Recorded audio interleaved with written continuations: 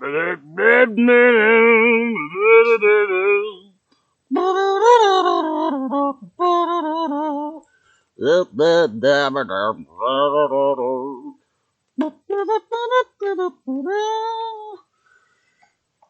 everybody, I'm Trey, and welcome back to my channel. Tonight I have a unfortunately dire and timely subject to discuss. I'm going back down the rabbit hole, old six eyes.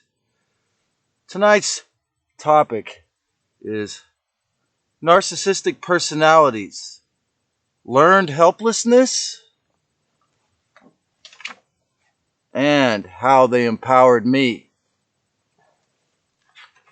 Growing up in a narcissistic society where these archons and all the secret societies and basically almost everyone I know, at least where I'm from, all of our relatives, either military, Freemasons, we all grew up watching the mainstream media.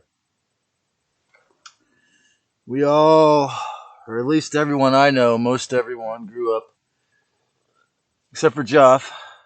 He's so blessed to have avoided it. So basically, some of the side effects for me starting this channel were thinking that I had done enough recapitulation and soul retrieval that I could somehow use my cannabis or my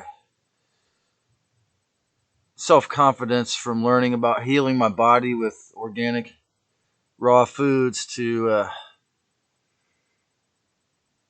share the full truth, and perhaps it freaked my bloodkin out, but most of the time trauma causes the person to become this way. And again, as I've said before, the so-called rent, the so-called pace of life, people call it, along the West Coast, the property tax can cause people to feel like it's normalized to be a narcissist, to feel pulled in. Okay, epigenetics is what we call that. My dear friend, Dr. Bruce Lipton, who lives just a few miles down the road here, I believe, up in the mountains. I think he invented that word, epigenetics. It's a very key thing. You got to look at your neighborhood, what the people are like all around.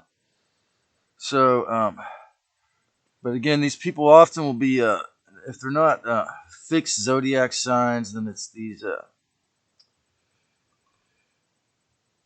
the attempt to be a control freak. And they'll always have a control freak. This guy I was telling you in the other videos I lived with, he would actually try to tell me what I could and could not say. And I'm pretty sure these videos are why he won't even say hi to me now. We would say hi to each other recently. I mean, someone I lived with for 3 years.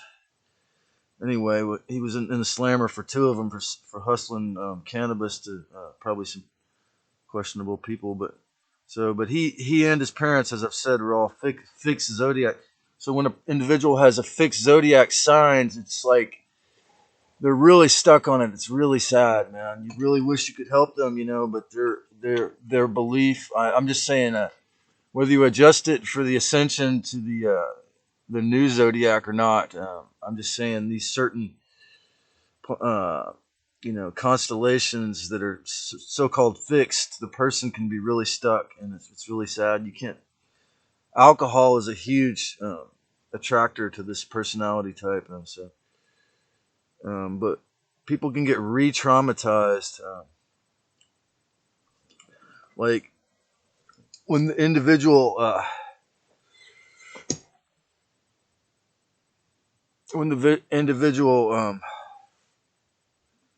gets re-traumatized when they see that when they're found out. Okay, so what's happened with this one guy is, like, even though he knew that people could see he has this problem, he would just become depressed or hide and do more drugs or alcohol, I suppose. But so what happened to me tonight that made me want to make this video? It's kind of sad. It took me till 5 minutes to get to it, but here it is. So this man, he very good-looking, talented musician, a young man, about 5 or 7, maybe 10 years younger than me, and I met him probably a decade ago. He's from Florida. I'm not going to say his name. And he's a very healthy, talented musician. He has a wonderful band. I thought they were good, very creative. But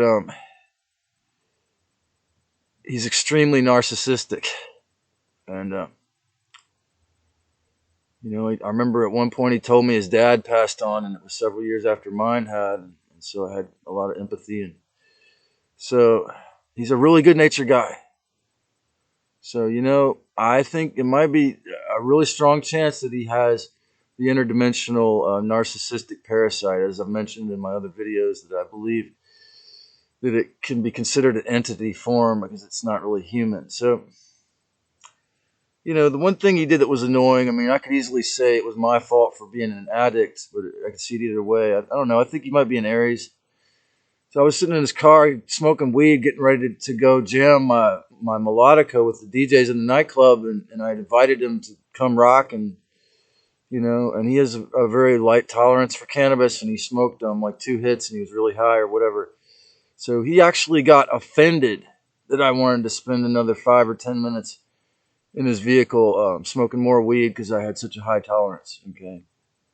So that kind of put me off, and I told him to give me a ride home. I didn't like that energy. I was like, no, man, it kind of offended me, but I was so into Buddhism, I just said, just give me a ride home.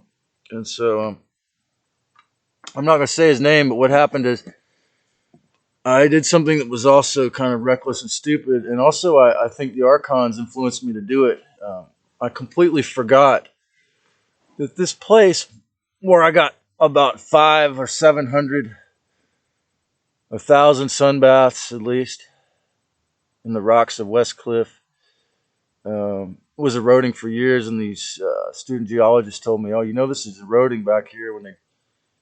I wasn't naked at that point, thankfully, but I would, my routine would be to sunbathe, have a nice cup of coffee while I had some reading, do some spiritual healing reading, and then I would, smoke a bowl and then go play music. So I went over there, and that spot's gone now.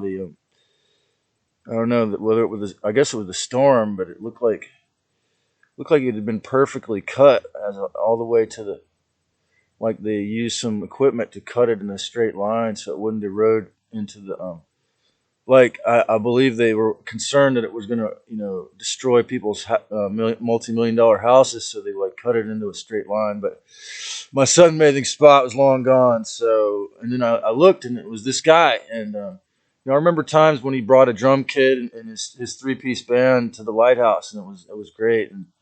But he's a real serious egomaniac, right? And so I think he's working as an IHSS, helping a disabled person. And this other guy was there, and they were talking about the hole and the construction. They had all this construction equipment, like they're trying to repair West Cliff, right? And I was all bummed out because I was really hungry and I wanted to sit down and have a meal and then go rock out music. And then the last time I tried to play music, I posted a video about what happened about that, man. So I guess this making videos habit has become more of my main thing now for a minute. But I'm going back into the music soon, and I really don't want to make too many videos about this subject because I fear that it attracts this kind of character more because Santa Cruz is a vortex, or wherever I go, because I'm mediumistic, and empathic, I'll attract what I'm talking about. So I'm going to, but I'm not afraid to go into the dark side of psychology. And again, as I've said before, I'm not a believer in psychiatry, 0%. But psychology is more from the tradition of talk therapy. It's like I say, it's like a secular version of a priest or Native American style is more my style, like talking about problems and psychology. So, so when a person has this learned helpless narcissistic personality disorder, trauma caused it. They identify as a big victim, all the time subconsciously, and then they become really charming and pretend to be super socially refined and charming. Maybe they are socially refined. I mean, they might usually have a high IQ, or be good looking with a high IQ, but they're not. But you'll see a hollowness in it when they start charming you, seducing you. And they always identify with their ego to the point of manipulating someone, abusing another, or acting as if they are not there. And that is what this man did today.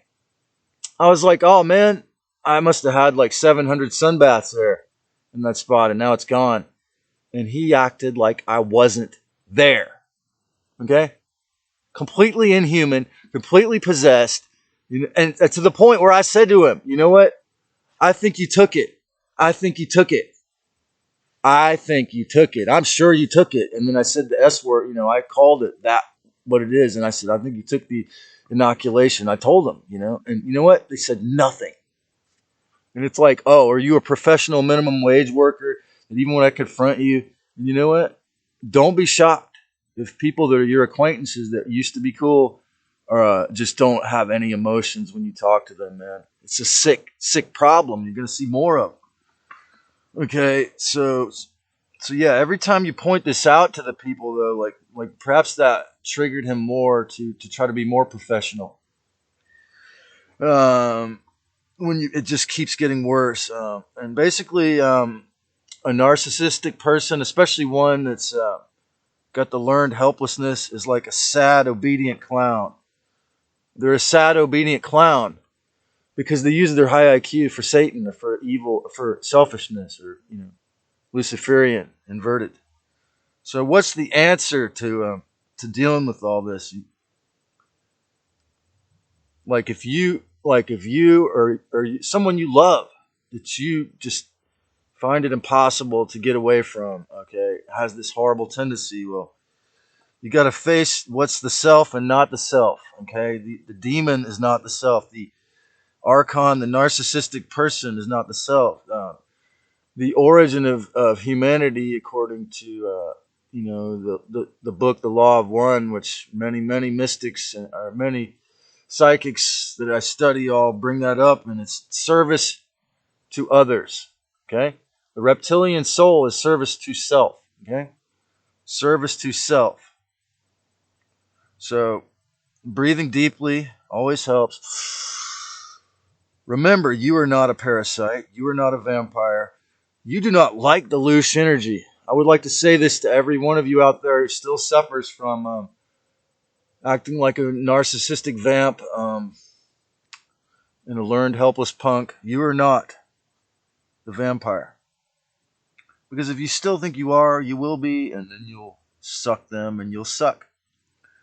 Okay? The people who don't give you supply are rehumanizing you. That's right. I'm rehumanizing those people by not feeding their demons. But they don't know until they learn to give people space, or boundaries. Like the other day when that man who was suffering from it told me to give him some space, within about 20 seconds, I pretty much walked away a yard just as he asked. And I didn't even know he'd taken the inoculation, man, or I would have definitely been like 2 yards away already, because I don't know what to predict about the behavior, because he'd already decided, he'd got the order to attack me, man. So he was about to punch me, I guess.